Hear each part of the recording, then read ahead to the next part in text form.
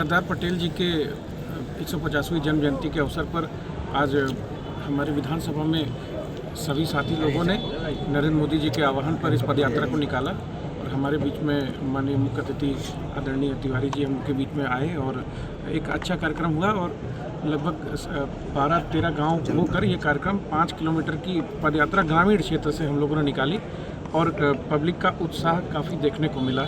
और मैं नरेंद्र मोदी जी का धन्यवाद करता हूं और सरदार पटेल जी को याद करते हुए मैं ये जरूर विश्वास करता हूं कि जब तक भारतीय जनता पार्टी है हमारा देश सुरक्षित हाथों में है और हम ऐसे ही लौह पुरुष की तरह मजबूत रहेंगे और मजबूत नेता भारतीय जनता पार्टी भी ऐसे ही निकालती रहेगी। बिहार में भी दबदबा कायम था नेताजी का, जहाँ प्रचार किए हैं, प्रचंड जीत मिली है प्रत्याशियों, क्या कहेंगे आप? जी, मैं तो बिहार की जनता को मैं धन्यवाद देना चाहता हूँ कि उन्होंने अच्छी सरकार को पुनः मौका दिया। लोग कहते थे कि एंटी इनकम्बेंसी होती है, ये होती है, वो होती है, और 2 बार मैं भी चुनाव लड़ा हूँ और मैंने जर्नलिस्ट के मुँह से, नेताओं के डर से बहुत सारी चीज़ों को देखा सुना है। पर भारतीय जनता पार्टी और एनडीए ने जो अपना विश्वास पुनः जीत के दिखाया है लोगों को, ये एंटी इनकम्बेंसी वगैरह कुछ नहीं होती। एक से एक वहाँ पर इन्फ्लुएंसर आए, चुनाव प्रभावित करने की कोशिश कर रहे थे, लोगों का मत प्रभावित करने की कोशिश कर रहे थे। सोशल मीडिया चुनाव लड़ गया, बड़े बड़े इन्फ्लुएंसर चुनाव प्रभावित कर रहे थे, पर आज रिजल्ट सबको सामने है कि किसी को पब्लिक ने बाकी सब लोगों को, फ्रॉड लोगों को पार्टी ने, ये बिहार की जनता ने नकारा है और एक अच्छी सरकार चुना है।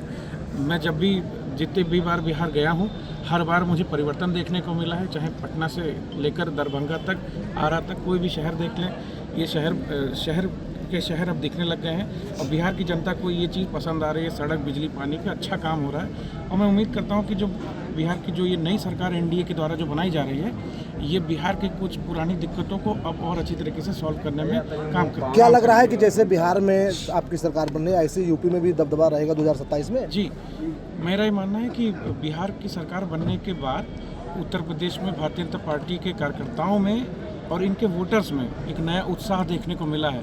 हाँ, जैसे चुनाव काफ़ी दिन हुआ हमारे यहाँ हुए, पर अगल बगल के परिणाम से लोग सक्रिय हो जाते हैं और हम लोगों ने कल रात से देखा, आज सवेरे तक देखा कि लोगों में बहुत उत्साह है और मैं निश्चिंत हूँ कि 2027 में पुनः योगी जी ही सरकार बनाएंगे और ऐसे ही जैसे नीतीश बाबू के अच्छे कामों को देखा जा रहा है, ऐसे ही योगी के अच्छे कामों को भी पब्लिक रोज देखती है और उसके लिए उनको आशीर्वाद पुनः देगी। सरकार को, प्रधानमंत्री मोदी, गृहमंत्री को ये नहीं अनुमान रहा होगा जैसा कई राज्यों में होता है, तमिलनाडु में, केरल में, पश्चिम बंगाल में, जहाँ विभिन्न लाभकारी योजनाओं का लाभ लेकर लोग वोट नहीं दिए।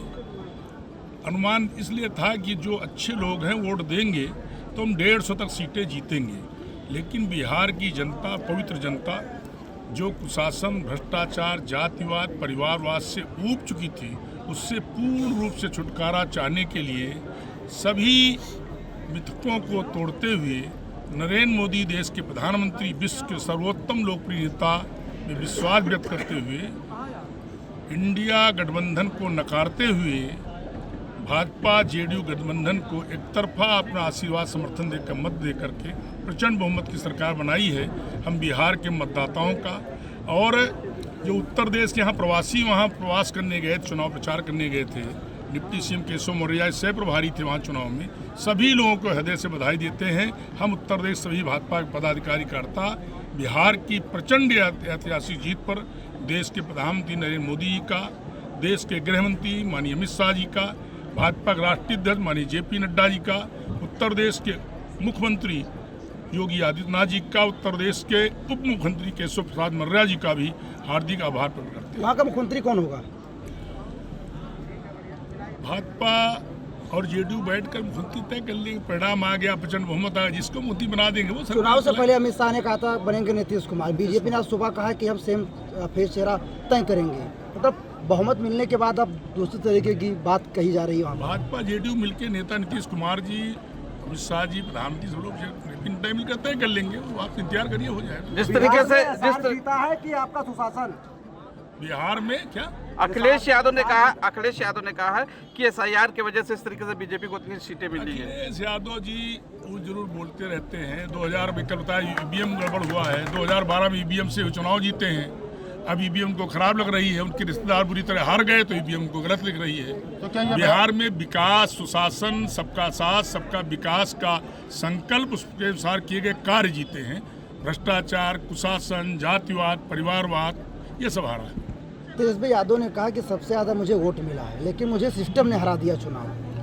तेजस्वी यादव को बिहार की जनता ने नकारा है, उनका मुख्यमंत्री बनने का सपना फिर चकनाचूर हो गया। ये कौन सा सिस्टम है आप लोगों के पास क्लीन शीट? ये जनता का सिस्टम, जनता का सम्मान करो। अभी विधायक यहाँ बोल रहे थे, जनता की चिंता करो, आम आदमी बनकर चलो, सबका सम्मान करो, सबका विकास करो, वोट सब मिलेगा।